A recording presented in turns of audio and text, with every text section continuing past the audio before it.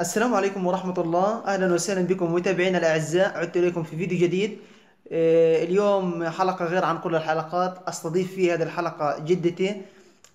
كنت قبل يومين أنا عندي مشكلة احتقان في طبعا الزور وصعوبة في الكحة، طبعا جافة كانت.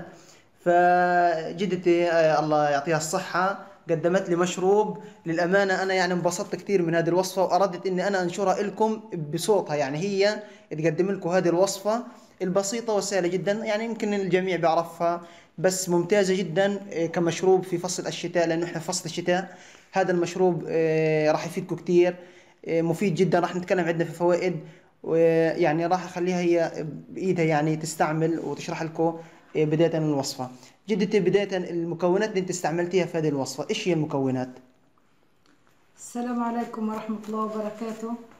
اللهم صل على النبي. في هان زعتر، بالضبط. ينسون، تمام. بابونج، مرمية. تمام، يعني اربع مكونات هي استعملت الزعتر البري واليانسون والبابونج والمرمية زي ما انتم شايفين. طبعا هي هذه المكونات الأربعة أنا كنت قد شرحت في فيديوهات سابقة. مكونات يعني هي متوفرة في كل بيت صراحة، ولكن الفوائد كبيرة جدا وقوية. بتعالج الاحتقان، بتعزز الصحة، بتقوي المناعة، بتقضي على الكحة الجافة، وبتقضي على السعال الديكي في حال انه احنا استنشقناه. ستي، توكل على الله، انت ابدي حضري لهم الوصفة.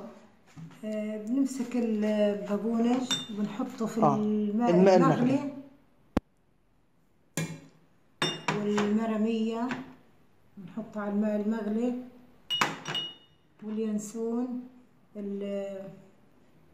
الزعتر البري، والآن اليانسون. اليانسون. اليانسون ممتاز جدا يا جماعة للدم، طبعا تقوية الدم، بنخلطه للصحة بشكل شوية عام. هيك، طبعا زي ما انتم شايفين هو عشان يخرط. هذا الماء المغلي. طبعا احنا ممكن فينا ان احنا نكمره لمدة 15 دقيقة نكمر شوية عشان لحتى يخرط. لحتى بس انه يعني المواد يتخلطن مع بعض، واهم شيء انه نكمره. وبعدين فينا انه احنا طبعا نستعملها ككاسة وكمشروب. راح اغيب عنكم 15 دقيقة واعود لكم في الفيديو. الآن إخوتي، بعد 15 دقيقة من طبعا وضع المكونات معا في الماء المغلي زي ما أنتم شايفين بهذه الطريقة. وانتظرنا عليه، بدنا نضعه الآن في كاسة ونحط عليه السكر. تفضلي جدتي، حضري المكونات.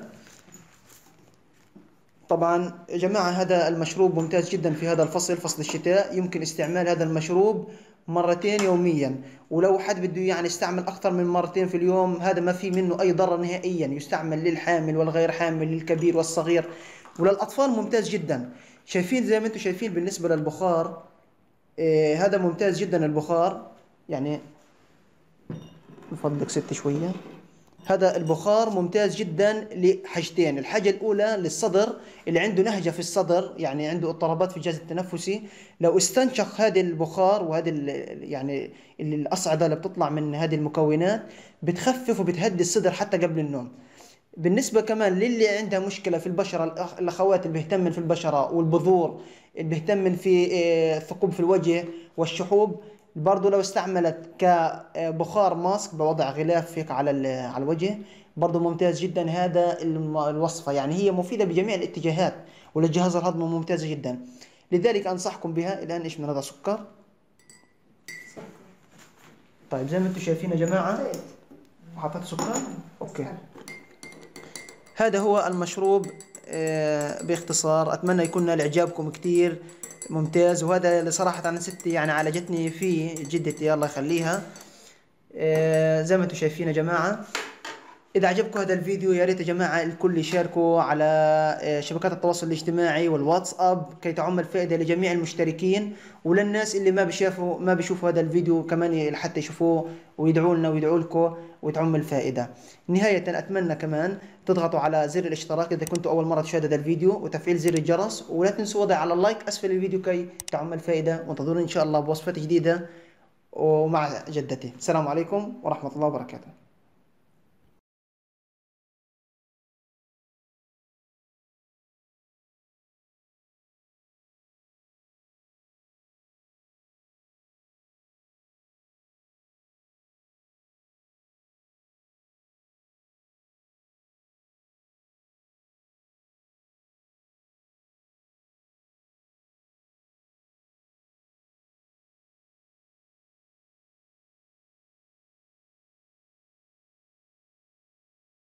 فضلا وليس أمرا أن تشترك معنا في القناة وتفعيل زر الجرس، ولا تنسوا الوضع على لايك أسفل الفيديو.